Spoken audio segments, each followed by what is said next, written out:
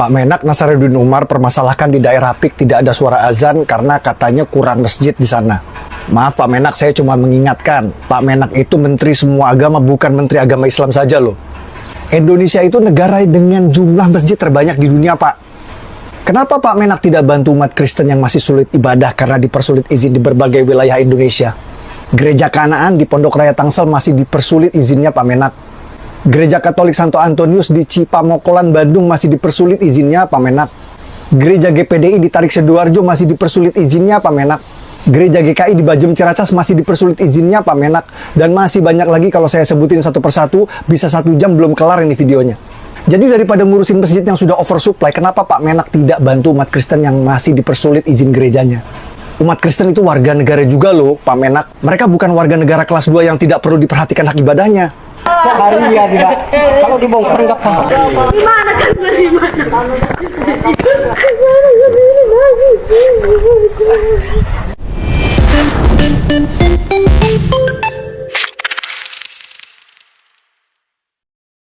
Assalamualaikum warahmatullahi wabarakatuh. Berjumpa kembali di program Ngaji Pinggir Jurang bersama saya Firdaus El Mainuri dan Saya Kak Jito El Kayani. gimana kabarnya Mas? Alhamdulillah kabar baik Mas. Alhamdulillah. Kita minggu depan sudah tahun baru ya. Ya tinggal berapa hari lagi. ya. Betul.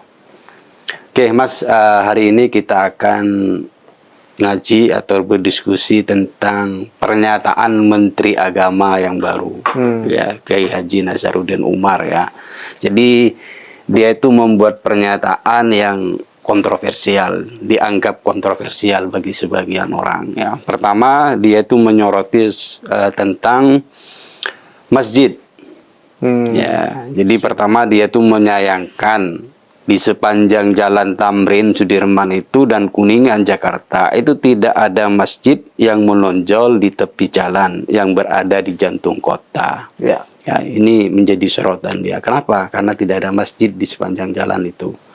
Yang kedua yang menjadi sorotan juga pernyataannya soal minimnya suara azan di Pantai Indah Kapuk. Ya, karena tidak ada masjid di situ ya, minim. Masjid hanya atau berapa gitu. Jadi minimnya suara azan. Jadi ini menjadi sorotan menak ini. Kemudian ini ramai Mas.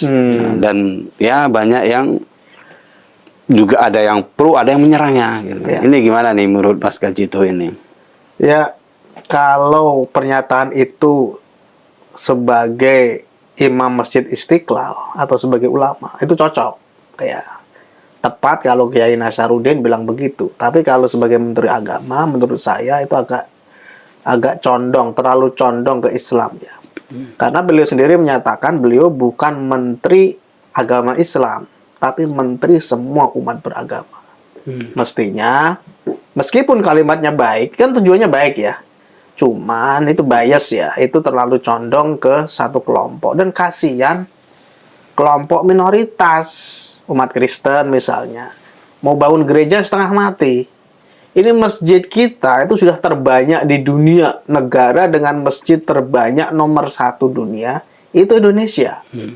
Jadi kalau ada keluhan ini masjidnya kok kurang di PIK misalnya, ya itu kan tergantung warga PIK. Kalau mayoritas non-muslim, kamu suruh bangun masjid ya aneh. Kalau ada muslim di situ dan jumlahnya cukup, minimal 40 orang kan untuk sholat Jumat itu, dan mukanya harus untuk mendirikan masjid juga begitu kan. Nah ini tergantung masyarakat gitu loh. Kecuali kalau ada yang membangun masjid dihalang-halangi.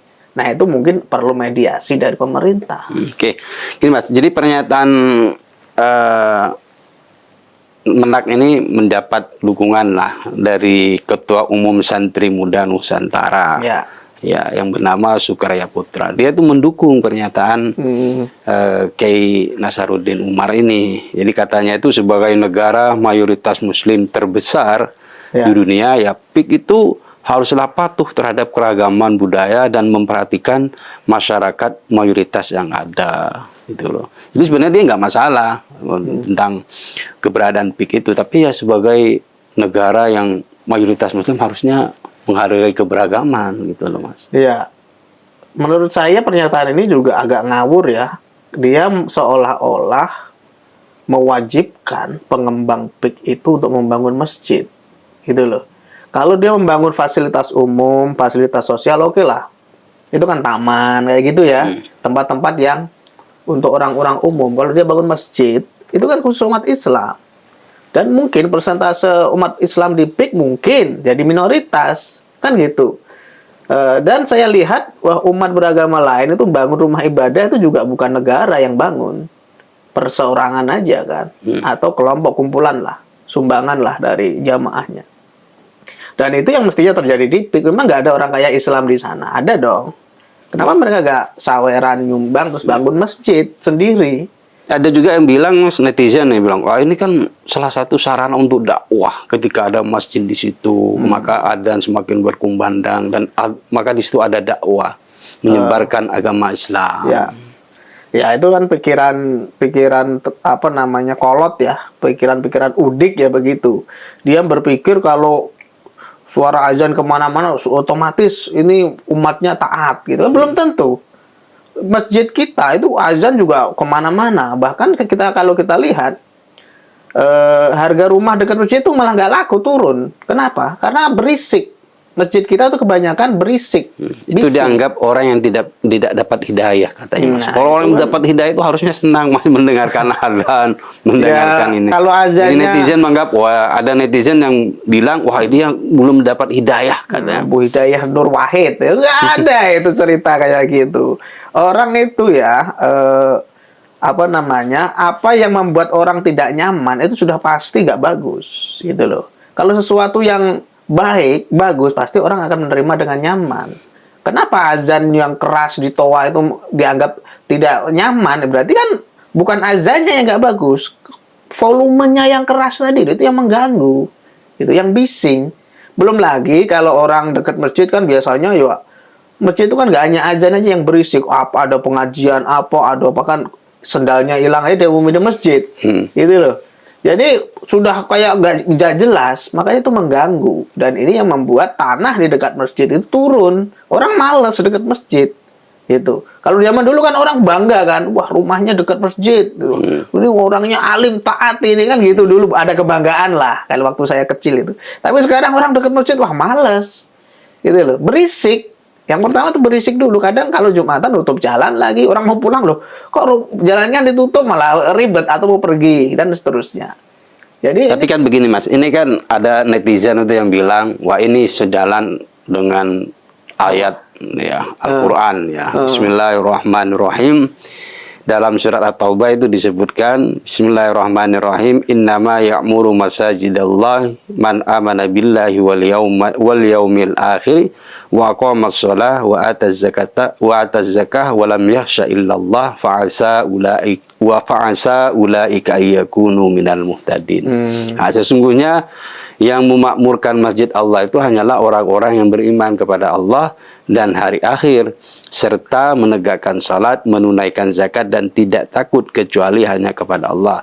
Maka mudah-mudahan mereka termasuk orang-orang yang mendapatkan petunjuk. Ya. Nah, ini ada juga hadis Nabi. Ini yang sering dipakai oleh kelompok. Mambana lillahi masjidan banallahu lahu baitan fil jannah. Barang siapa yang membangun masjid karena Allah, maka suatu hari kelak di akhir nanti Allah akan membangunkannya rumah.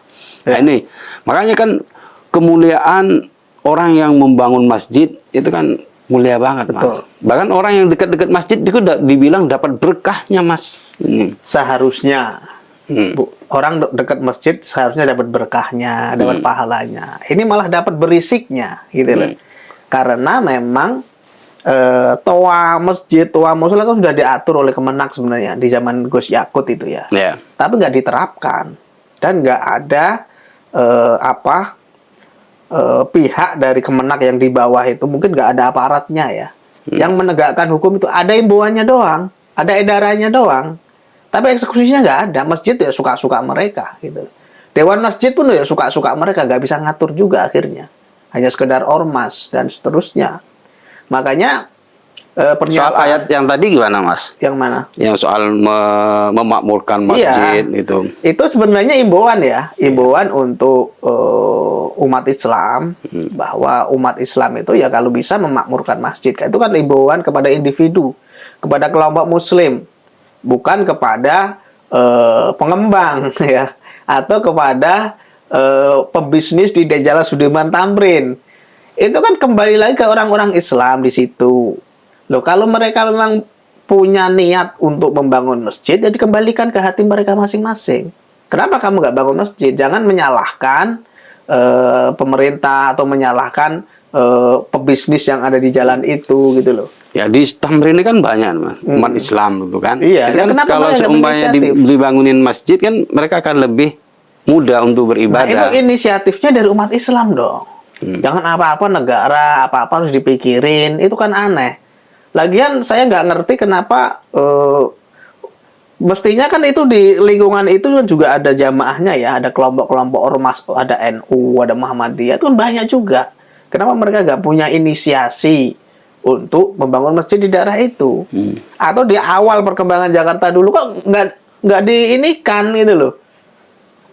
Itu kan jalan di situ kan mengenai perkembangan kan, mungkin dilebarkan, mungkin ada dulu apa komplek apa dilebarkan dan seterusnya, akhirnya tanah yang tersisa itu digunakan untuk areal seperti sekarang, perkantoran dan seterusnya.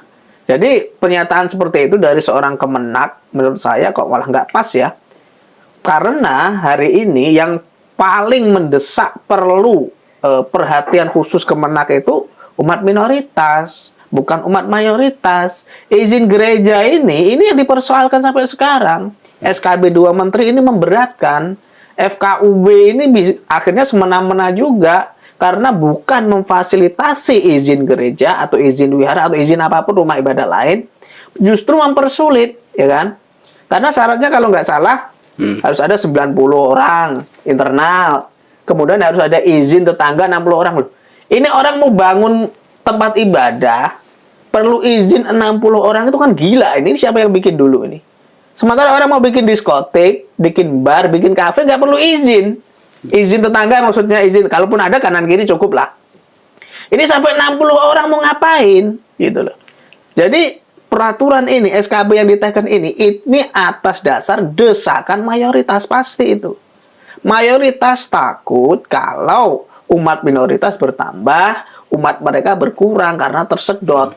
Makanya dibatasi, dipersulit, birokrasinya muter-muter hanya untuk membangun tempat ibadah. Itu faktanya. Dan ini yang harus diperhatikan oleh Menteri Agama. Ya, karena itu Mas, ada juga nih, kalau tadi kan ada yang mendukung Mas. Jadi ada netizen yang mendukung. Tapi ada juga beberapa netizen yang mengkritik Ya, pernyataan Menak tadi. kayak Menak ini ya. Salah satunya itu Abu Janda. Ya. Permadi Arya ya. Dia itu di videonya itu viral sekali Mas. Dia itu membuat video kemudian viral di media sosial. Ya, dia itu mengkritik istilahnya bahwa Menteri Agama itu ya bukan hanya menteri untuk umat Islam aja. Betul. Jadi harus menteri itu ya, Menteri Agama itu harus menteri untuk semua agama. Kemudian dia bilang bahwa di Indonesia ini ya jumlah masjidnya terbanyak di dunia. Ya, kemudian dia itu meminta kenapa Pak Menak itu tidak membantu umat non-Muslim yang dipersulit untuk mendapatkan izin pembangunan rumah ibadah. Bahkan bukan hanya mendapatkan izin rumah ibadah Mas katanya. Jadi bahkan yang sudah dapat izin sekalipun itu dipersulit, bahkan dipersekusi. Ya. Ini gimana nih menurut Ya, Mas itu Fadli? setuju. Seperti saya sebut tadi, Indonesia itu sudah menjadi negara nomor 1 dengan masjid terbanyak. Kenapa saya bilang begitu? Karena tanpa survei pun, tanpa kita ngecek, orang kita tuh senang sekali kadang-kadang tuh musola ditingkatkan jadi masjid. Kadang deket-deket jaraknya. Padahal tuh ada di fikih itu ada peraturannya, ada aturannya untuk membuat masjid. Kan ada istilah ta'adudul jum'ah di situ kan. Nggak boleh jarak masjid itu terlalu dekat. Gitu. Pokoknya ada perhitungannya lah berapa jaraknya, ini sekian-sekian dan seterusnya. Itu kalau orang paham fikih ya, masyarakat setempat, itu mestinya mengacu itu. Tapi kan kebanyakan orang kita kelihatannya aja ulama. Fikihnya paham atau nggak tahu saya. Tapi kan mungkin semakin banyak masjid ini kan semakin Justru nggak boleh. sebagai tanda Nggak bahwa boleh. kampung ini beriman, Bikin soleh, musola gitu. aja karena ta'adudul Jum'ah tadi. Makanya kalau orang paham tentang kaidah ini, orang nggak akan keburu nafsu meningkatkan musola jadi masjid. Kenapa? Dia jadi khatib kan? Jadi pengen Mungkin Mas khotbah, Kaji pengen itu ceramah. perlu menjelaskan apa sih bedanya musola sama masjid itu kan sama-sama. Ya, sebenarnya ada beberapa tingkatan ya. Di agama Kristen, Hindu juga ada beberapa tingkatan di tempat ibadah. Kalau di komplek di dalam rumah kita itu kan musola juga sebenarnya, tapi internal. Orang lain kalau mau nimbrung boleh, tapi maksudnya itu nggak lazim lah tetanggamu numpang di musolamu kan ya, nggak lazim kalau di dalam rumah ya. Ya. Biasanya tuh ada di rumah saya dulu juga ada satu ruangan gitu untuk musola keluarga. Jadi kalau mau jamaah keluarga di situ, kalau hujan lebat dari mana masjid di rumah aja. Ada musola untuk lingkungan tempat ibadah ya. Jadi ini ada tetangga beberapa gitu sudah ada masjid tapi agak jauh bikin musola supaya jamaah. Bedanya apa? Di musola itu nggak ada sholat Jumat gitu. Ada kemudian masjid. Ini masjid yang biasa ya. Satu lingkungan mungkin satu desa agak gede gitu kan.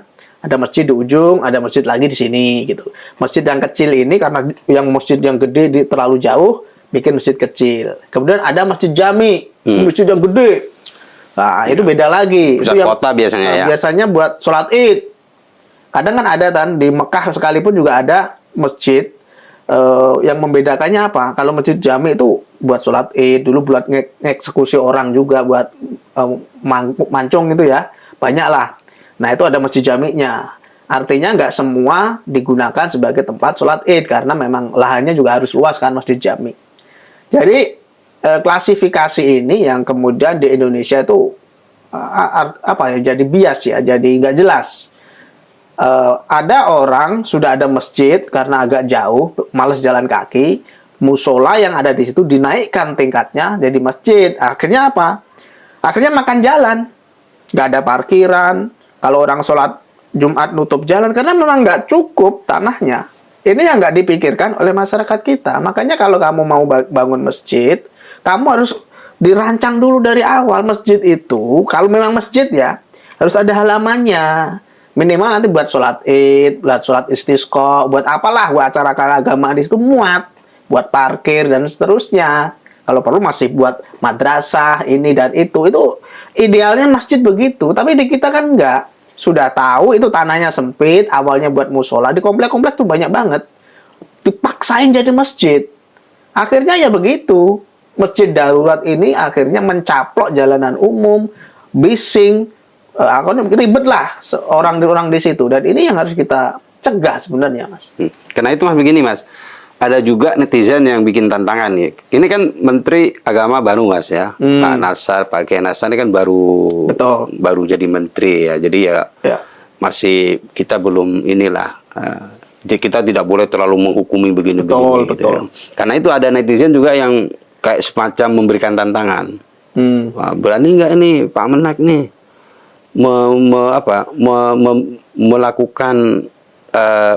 Memberlakukan aturan. Jadi soal pengarah suara di masjid itu, karena kan sebenarnya aturannya sudah ada, kata Mas Gito tadi. Tapi kan ternyata ketika di bawah itu bahkan banyak masjid-masjid yang tidak mematuhi aturan itu. Nah, mereka meminta Menteri Agama untuk tegas memberlakukan aturan ini. Betul. Ya sebenarnya Pak Nasaruddin Umar ini kita memang berharap banyak ya pada beliau. Apalagi kemarin beliau mengucapkan Natal kan. Padahal MUI mengharamkan, tapi Pak Menteri Agama berani mengucapkan Natal kepada umat Kristiani. Itu poin yang perlu kita apresiasi. Tapi ketika melihat fakta di lapangan, agaknya harapan kita terlalu muluk-muluk ya, terlalu tinggi. Kenapa begitu? Karena pengalaman Gus Yakut dulu, Gus Yakut itu kan luar biasa ya. Banser ya, ketua Banser dan seterusnya. Beliau juga orang yang sangat tegas. Tapi ketika masuk ke kekuasaan, menghadapi fakta di lapangan, belum juga. Karena memang realitanya, seorang Menteri Agama itu juga tidak bisa lepas dari tekanan. Dulu Fahru Razi kan jadi Menteri Agama, banyak tekanan, akhirnya diganti. Gitu loh. Jadi memang kita mengharapkan seorang menteri yang luar biasa tegas, nanti posisi politiknya nggak aman juga. Jadi banyak pertimbangan juga menteri itu, daripada bikin gaduh, belain minoritas yang nggak banyak, mending gue belain mayoritas. Kan gitu akhirnya. Nah ini yang terjadi di Indonesia, tidak ada seorang menteri agama pun yang berani menegakkan peraturan yang dibuatnya, termasuk soal pengeras suara itu nggak akan berani itu hanya menteri gila yang berani begitu. Makanya kalau ada orang berharap Pak Nasaruddin akan menerapkan itu, ya kita berdoa aja, semoga ada eksekusi. Tapi kalau saya melihat realitas, apalagi Kementerian Agama tuh nggak punya aparatur yang sampai ke bawah, kan harus ada pasukannya nih. Ya, harusnya punya pasukan ya. Harusnya punya pasukan. Sebenarnya ada cabang-cabangnya sampai pasukan apa nih maksudnya, Mas? Kan kalau dinas agama ya, yang Kementerian Agama lah. Ya. KUA itu kan masuknya ke Kementerian Agama juga kan. Nah, itu sebenarnya ada nyampe ke kecamatan minimal dia. Cuman kan nggak mungkin kayak Koramil dia keliling itu nggak mungkin kan. Idealnya begitu sebenarnya. Jadi kenapa pemerintah pusat itu kurang memiliki peranan di bawah? Karena mereka nggak pada pasukan kayak gini. Menteri Agama misalnya ada kasus pelarangan pendirian gereja di Bogor. Ya. Dia nggak punya kewenangan. Kenapa? Yang punya kewenangan pemerintah daerah, Pemkot, Pemkab, gubernur dan seterusnya. Dia nggak punya. Bahkan kelurahan itu, lurah itu lebih berkuasa dari Menteri Agama. Kalau di bawah ya. Makanya kita sebenarnya nggak bisa nyalain juga. Karena memang dari atas, dari kementerian ke bawah tuh nggak ada ininya, nggak ada powernya. Dia hanya menghimbau, menganjurkan. Itu doang. Kalau pegawai negeri paling menegur. Nah, namanya PNS kita gimana sih? Gitu loh.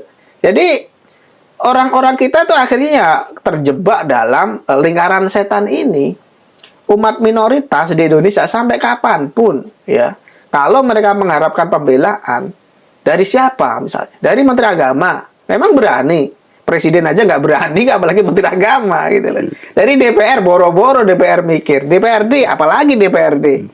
Makanya saya berharap ini masyarakat yang waras saja lah yang membela saudara-saudara kita yang minoritas. Ormas-ormas yang moderat, yang punya akal, itu aja yang kita mintain tolong lah mereka itu. Kalau kita berharap pada pemerintah, Kementerian Agama, Pemkab, Pemkot, udahlah, nggak akan mungkin. Ada satu dua ya, misalnya Deddy Mulyadi, itu kan tegas kan. Dulu ada yang Pemkot Bekasi itu juga tegas juga, terkenal membela minoritas gitu, tapi kan nggak banyak. Karena begini Mas, jadi harusnya kan Menteri Agama kayak Kementerian Agama itu juga harus menggandeng ya pemerintah daerah ya. Kayak dulu kan ketika Gus Yakut itu memberikan kayak semacam di Banten itu ya, ketika ada pelarangan ibadah Natal, pembangunan gereja, ya, Gus Yakut kan menghimbau bahkan semacam memaksa ya kepada kementerian di sana untuk membantu kelompok minoritas agar mereka dipermudah izin pendirian rumah ibadah dan melakukan ibadah itu. Tapi kan faktanya tetap aja sebenarnya. Ya kan akhirnya hanya himbauan, teguran. Jadi saya menganggap Kementerian Agama tuh nggak ada fungsinya di Indonesia. Ngapain sih ada Menteri Agama? Mending Menteri Sosial, ada bentuknya bansos ya kan. Masih ada fungsinya. Kementerian Agama tuh apa? Ngurus haji. Sekarang nggak tahu udah dilimpahkan ya, bukan Kementerian Agama ya. Jadi ini kan sesuatu yang nggak ada gunanya. Buat apa sih? Ngurus izin gereja juga nggak bisa. Ngurus malah yang diurusin azan, masjid, lah nggak kamu urus pun itu sudah terurus. Gitu loh. Nggak kamu berisik pun, wahai Menteri Agama, ormas-ormas berisik itu udah banyak banget. Jadi ini yang saya nggak ngerti sampai kapan ya logika jongkok semacam ini akan dipertahankan di Indonesia. Yang perlu kamu bela, yang perlu kamu santuni, yang kamu tolong, yang harus kamu perkuat itu umat minoritas. Kasihan sekali mereka. Jangankan tempat ibadah, mau ibadah aja susah. Jangankan bikin ibadah itu kan sesuatu yang enteng ya, sesuatu yang harusnya melekat pada badan kita. Itu pun susah mereka. Digrebek lah, diteror lah, dihalangi lah. Orang mau doa, mau beribadah harus izin katanya. Sejak kapan doa harus izin manusia kan? Ininya nggak dipakai gitu loh. Ada isinya nggak? Di Bekasi dulu kasusnya kan PNS kan gitu juga. Iya. Ada isinya loh. Saya kan berdoa, masa berdoa minta izin gitu loh. Izin ke tetangga. Berdoa kok izin ke tetangga itu loh. Biar nggak Gila. rame. Maksudnya sebenarnya bukan izin berdoanya, Mas. Terus? Izin biar apa istilahnya tidak mengganggu, minta Ya, tolong, minta itu kan biar. bukan masalah izin, itu masalah kalau mengganggu tegur. Pak, jangan berisik. Kan selesai. Boleh bikin kegiatan, boleh berdoa, boleh. Jangan berisik, jangan bikin macet, jangan berisik. Dan siapa yang sering melakukan itu? Umat Islam. Nah, ketika ada minoritas yang melakukan hal yang Ini, Mas, sama, marah. kalau umat Islam itu ketika melakukan Apa?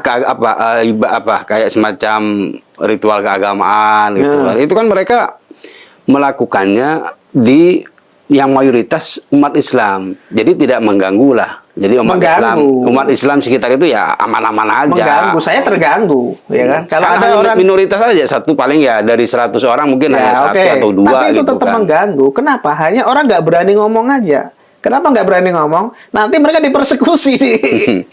Orang nggak ikut sholat di masjid, digosipin orang kok nggak pernah ke masjid katanya lah. Urusan kamu Tuhan emang suka ngatur-ngatur orang.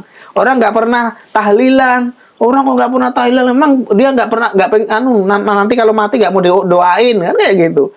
Artinya banyak yang sebenarnya keberatan dengan suara azan yang toa kencang tuh saya keberatan. Saya mau lempar batu kalau perlu. Kalau memang mengganggu ya. Tapi kan nggak mungkin nanti kena pasal lagi kita merusak fasilitas umum dan seterusnya.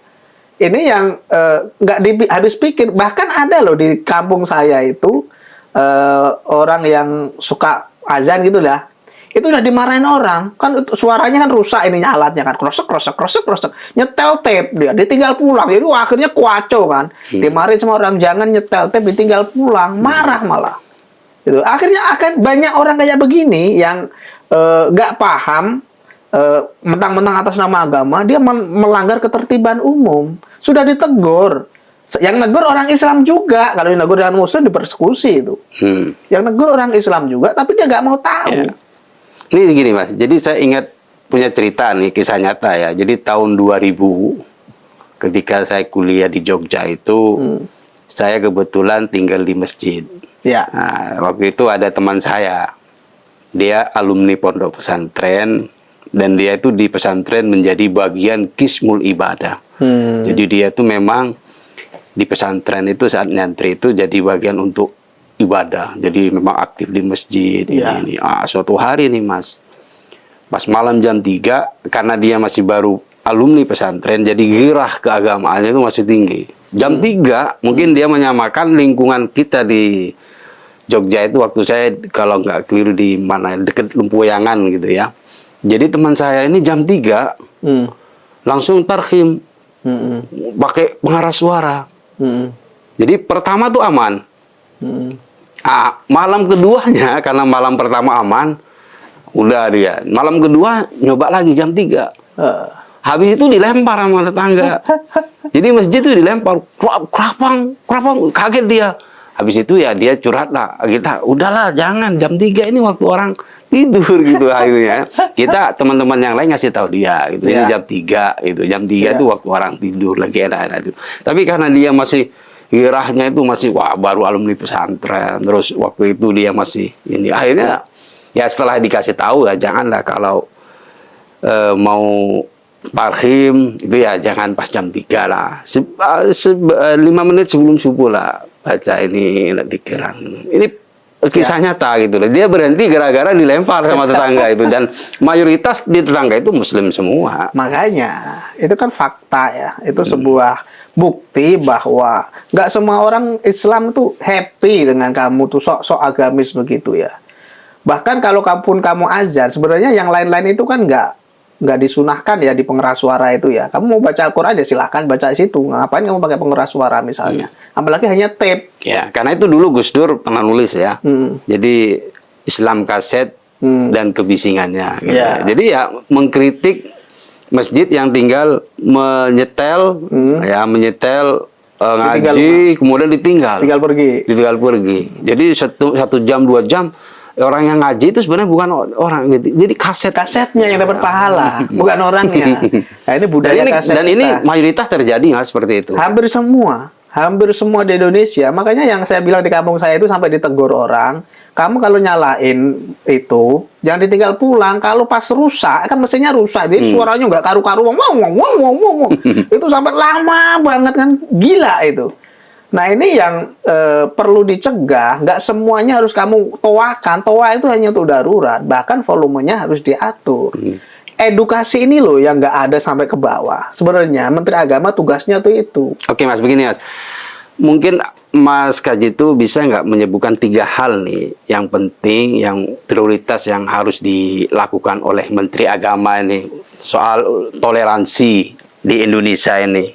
Apa sih 3 hal yang prioritas menurut Mas Kaji itu? Saya agak pesimis ya kalau ngomong Menteri Agama. Tapi nggak apa lah, kita ini idealnya ya. Idealnya lah. Idealnya yang pertama, Menteri Agama harus berani. Itu dulu, jangan cemen, jangan pengecut, jangan makan gaji buta. Berani dulu. Nanti soal kamu dipecat, soal kamu dilempar sendal, itu urusan belakangan. Kamu berani dulu nggak membela umat minoritas? Kalau kamu dasarnya pemberani, kamu sajaah ya, kamu ini nggak kenal takut, kamu akan menafikan semua risiko. Mau di reshuffle Pak Prabowo monggo, mau dikritik NU Muhammadiyah nggak masalah.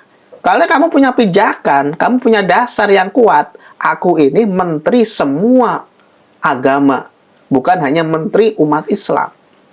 Gitu. Jadi berani dulu. Menteri Agama berani nggak? Kalau nggak ya ngapain kamu jadi Menteri Agama gitu. Kalau nggak berani membela kepentingan umat minoritas, kepentingan untuk beribadah, kepentingan untuk mendirikan tempat ibadah, gereja, wihara, dan seterusnya. Itu yang harus kamu bela. Kamu harus berani dulu. Yang kedua, harapan saya itu Menteri Agama itu jangan pilih kasih gitu ya. Mentang-mentang dari umatnya untuk masjid, kayak di PIK tadi, digembar-gemborin. Jenderal Sudirman yang entah nggak tahu sejak kapan itu ada, ribut sekarang kenapa nggak ada masjid, kenapa nggak dari dulu kamu ributnya, gitu loh. Jadi dia harus adil. Umat minoritas mau Sunda Wiwitan, mau Ahmadiyah, mau apapun, kamu harus bersikap adil. Jangan mentang-mentang kamu Muslim, kamu ulama, kamu imam Masjid Istiqlal ya, kamu membawa itu kemana-mana sebagai menteri. Nggak boleh. Kamu sebagai menteri, kamu menghadapi umat minoritas seperti Ahmadiyah yang kamu sebut sesat itu, kamu harus mengedepankan keindonesiaanmu. Jangan bawa sesatnya dulu loh. Ini manusia, ini bangsa Indonesia. Kita rangkul dulu dong. Kita carikan solusi dong. Itu tugasmu. Jangan mentang-mentang kamu umat Islam, kamu ulama, kiai, terus karena tuduhan sesat tadi, kamu nggak peduli, ada laporan, kamu nggak peduli. Yang ketiga, menurut saya, Menteri Agama itu harus mengedukasi umat. Ini tugas yang paling pokok sebenarnya. Karena kalau kita lihat ulama-ulama kita di berbagai wilayah di Indonesia itu parsial, nggak ada yang NU, ada yang Muhammadiyah. Di NU pun mereka tuh bukan satu kesatuan yang kita bilang utuh. Misalnya, kamu ketua NU ranting, berani negur masjid, imam masjid di kampung, nggak berani dong. Memang kamu siapa? Kan gitu akhirnya. Karena memang nggak ada ikatan, mereka hanya sekedar organisasi aja. Akhirnya masing-masing masjid, masing-masing marbot bahkan, itu nggak ada yang berani negur orang di kampung, apalagi yang nggak digaji ya kan, ada yang digaji kan. Ada yang nggak, saya dulu lillahi ta'ala udah nggak digaji, masih dimarah-marahin kan gitu akhirnya. Saya tuh hanya ngarep pahala kok bikin kebisingan nggak jelas, pakai kaset, pakai ini dan macam-macam. Ini yang harus diedukasi oleh Menteri Agama. Tapi seperti yang saya sebut tadi, saya kok pesimis ya itu akan dilakukan. Karena ya kita kan harus nunggu dulu Mas. Jangan melihat ini. Enggak, saya lihat posturnya, personalnya. Bukan, jangan lihat postur. Postur itu ya Pak Jokowi itu posturnya begitu, tapi banyak gebrakannya. Personelnya, personel Kementerian Agama tuh nggak ada yang sampai kampung. Kecamatan nggak tahu ada atau enggak. Kalaupun ada paling KUA paling. Artinya mereka nggak mungkin secara logika untuk terjun ke kampung-kampung, menyambangi satu masjid ke masjid lain, memberikan edukasi. Nggak mungkin, mustahil itu. Gitu. Jadi bagaimana caranya? Saya nggak tahu. Bisa merangkul ormas sebenarnya. Tapi ormas juga, Muhammadiyah juga banyak faksinya. NU apalagi banyak banget itu faksinya gitu loh. Makanya nggak mudah memang mengatur Indonesia, tapi ada 3 hal tadi yang ingin saya tekankan. Kalau mau ideal, pertama menteri itu harus punya keberanian. Menteri harus punya sikap adil, dan menteri harus bisa mengedukasi umat. Kalau enggak ya bubarin aja menteri agama itu. Oke. Ya, ini terlalu bersemangat. Oke, terima kasih Mas. Siap. Oke, demikian penonton Cokro TV. Kami hanya ingin mengajak Anda untuk melihat isu atau persoalan keislaman dari berbagai sudut pandang, dari beragam penafsiran, supaya kita tidak terjebak pada pemahaman yang kaku dan sempit dan mudah menyalahkan dan mengkafirkan kelompok lain. Mari kita hargai perbedaan, jaga kerukunan. Wassalamualaikum warahmatullahi wabarakatuh.